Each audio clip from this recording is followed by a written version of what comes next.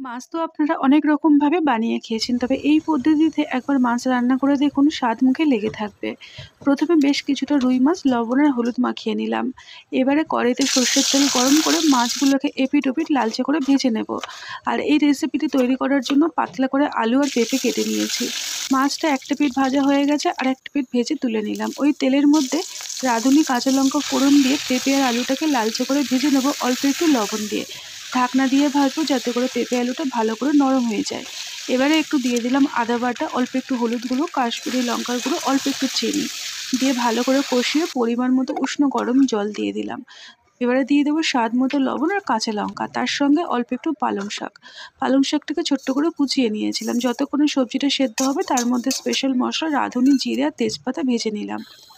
এবারে ঢাকনাটাকে খুলে সবজি যখন ভালোভাবে সিদ্ধ হয়ে যাবে অল্প একটু ভাজা মশলা দিয়ে নাড়িয়ে চাড়িয়ে ভাজা মাছগুলোকে দিয়ে দিলাম।